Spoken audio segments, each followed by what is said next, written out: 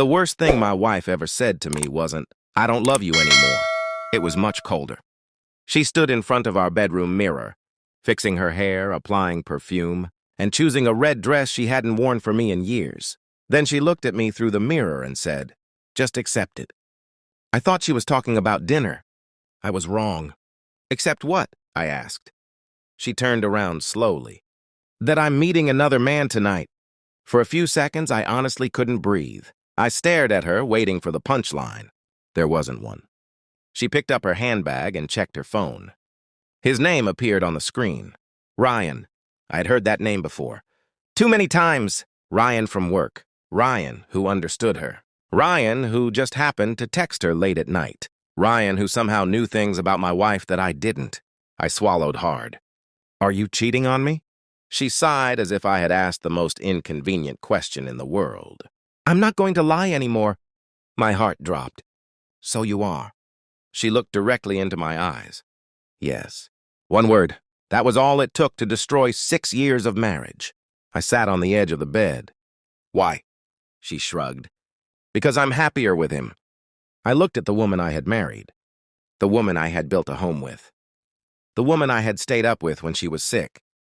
Supported when she changed jobs, and defended whenever someone criticized her. And now she was standing in front of me, dressed for another man.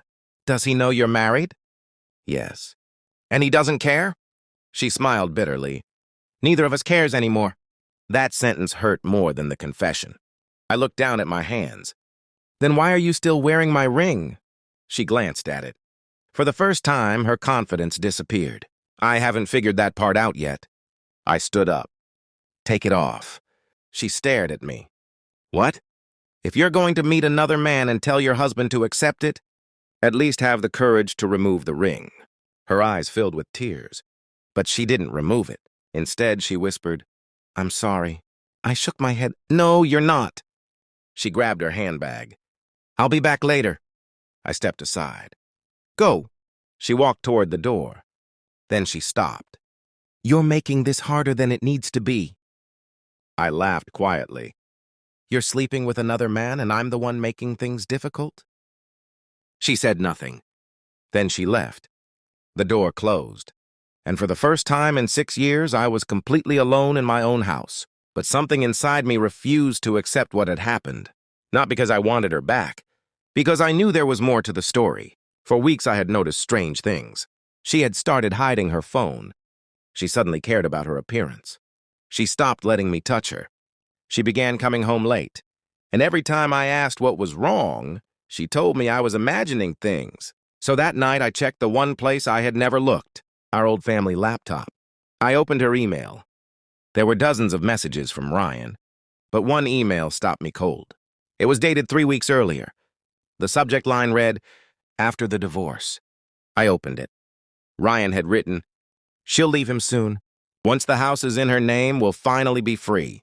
I froze. "The house. Our house," I kept reading.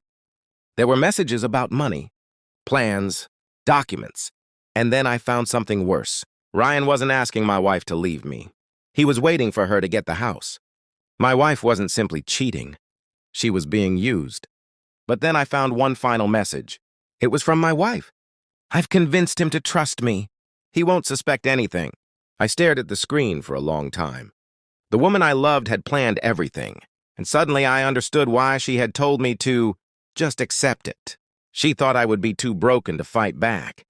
She thought I would simply sign the divorce papers and walk away. She was wrong. The next morning, she came home. She looked tired. She put her handbag down. "I want to talk." I nodded. "Sure." She sat across from me. "I've decided to leave." "I know." She looked surprised. "I've already spoken to a lawyer." Her expression changed. "You did?" "Yes." She stared at me nervously. "What did they say?" I leaned forward. "They said the house can't be transferred without my signature." Her face went completely pale. For the first time, she understood. I knew everything. "Where did you get that information?" I placed my phone on the table. Her messages were displayed on the screen. She didn't speak. Tears rolled down her face. "I can explain." I shook my head. "No, you already explained everything." She covered her face. I was stupid. No, I said quietly. You weren't stupid. You made a choice. She looked at me. And now? I stood up. Now you can go meet Ryan. She started crying. He doesn't love me. I looked at her for a long moment. I know. She whispered, how? Because a man who truly loves you doesn't need your husband's house to build a future with you. She had nothing left to say. She removed her wedding ring and placed it on the table. Then she walked toward the door. Before leaving, she turned around. I wish you had fought for me.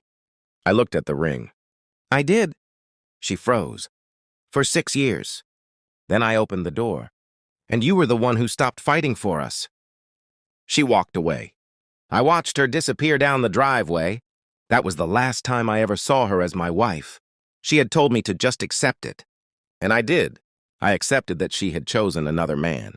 I accepted that our marriage was over. But I refused to accept that her betrayal would destroy the rest of my life. Sometimes letting someone go isn't weakness. Sometimes it's the first step toward getting yourself back.